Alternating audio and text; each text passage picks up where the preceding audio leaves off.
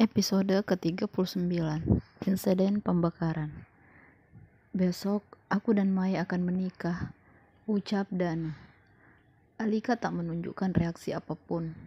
Dia malah menarik koper, melanjutkan langkahnya masuk ke dalam rumah dan duduk di sofa ruang tamu. Jelaskan alasan kamu mau menikahinya, perintah Alika, setelah bokongnya menempel pada bantalan sofa yang empuk. Aku hamil, jawab Maya mendahului Danu. Anak siapa? Tanya Alika. Senyum mengejek terlihat jelas di wajah lelah gadis itu. Maksudmu? Ini anak Mas Danu, buah cinta kami, seru Maya. Serius? Alika, tak usah ikut campur urusan kami. Kamu cukup tahu saja, dan mau tak mau Maya akan jadi madumu, teriak Danu. Susah sih ngomong sama orang yang otaknya disimpan di dengkul, sindir Alika. Silahkan saja kalau kamu mau menikah, tapi bersiaplah keluar dari rumah ini dengan hanya baju di badan. Siapa kamu mau mengancam aku? Tanya Danu. Aku Alika, istri sahmu, ucap Alika. Dia berdiri dari duduknya, hendak meninggalkan kedua orang itu. Tapi langkahnya dicegat oleh Maya. Mau kemana? Astaga, ku ingin ke kamarku. Apa setiap aku mau berbuat apa atau mau kemana harus laporan sama kamu? Wah, gak usah rebut kerjaan satpam deh. Apa gak puas kamu rebut Mas Danu? Tanya Alika. Kamu tidur di kamar belakang bersama pembantu. Kamar yang di atas sudah jadi kamarku, ucap Maya. Maya, kamu tahu aku baru pulang. Jangan buat aku emosi. Sudah syukur aku tak mengusirmu dari sini, tegas Alika. Berani kamu sentuh dia, maka kamu berhadapan dengan aku, tegas Danu. Alika bertepuk tangan melihat kedua orang itu memojokkannya. Wah, hebat kamu, sudah berani mengintimidasiku, tanya Alika. Jangan membangunkan singa yang sedang tidur.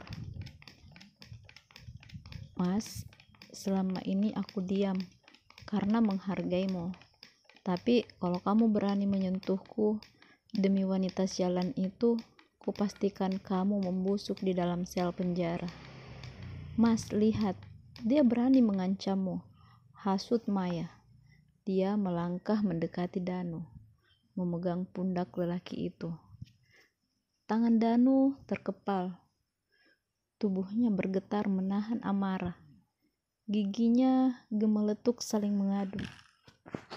Istri durhaka, berani kamu mengancam aku? Hehehe, jangan lebay. Aku kan cuma istri di atas kertas.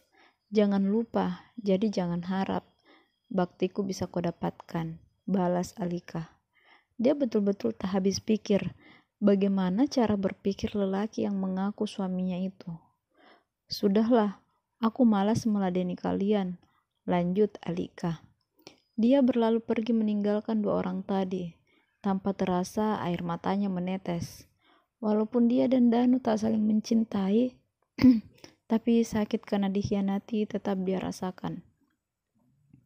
Alika masuk di kamar, menggeleng melihat kondisi kamar yang berantakan. Baju dan dalaman bertebaran di mana-mana. Dasar tak tahu malu, omel Alika. Dia menarik spray dan bed cover yang ada di tempat tidur, lalu memunguti pakaian yang berhamburan. Berkali-kali dia mengusap air mata. Merasa tak dihargai, itu sakit, lirihnya. Dia mengeluarkan semua pakaian Maya dari lemari, menumpuknya di antara pakaian kotor, lalu membungkus dengan spray bekas pakaian mereka. Dia menyeret membawa pakaian-pakaian itu keluar kamar, menggulingkan di tangga. Buntalan pakaian itu menabrak guci. Untung saja tak jatuh. Maya dan Danu yang sedang duduk di ruang tamu terlonjak. Hei, apa-apaan kamu? Tanya Danu. Alika tak menjawab. Dia menyeret buntalan itu ke depan rumah. Dia lalu ke dapur, mengambil minyak tanah yang selalu ada, menyiramkannya ke pakaian itu. Hanya sekali petik, api membakar pakaian itu. Maya hanya diam saja, tak menyadari kalau yang sedang dilalap api adalah pakaian brandednya. Para tetangga mulai bermunculan ketika asap sudah membumbung tinggi. "Mbak, ada apa ini?" tanya seorang tetangga yang kebetulan sedang menjemur pakaian.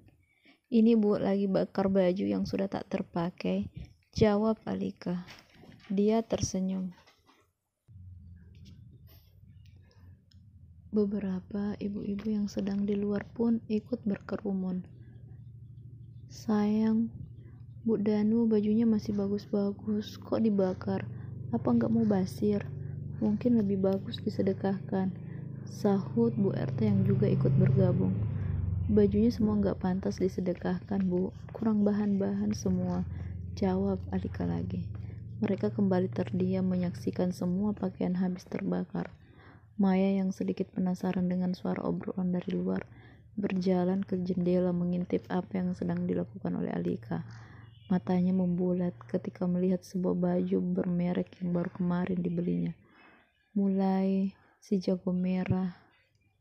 Gegas dia menyeret langkah keluar rumah mendekati Alika, lalu langsung mendorongnya. Alika yang tak siap jatuh terduduk. Tangannya menghantam tanah.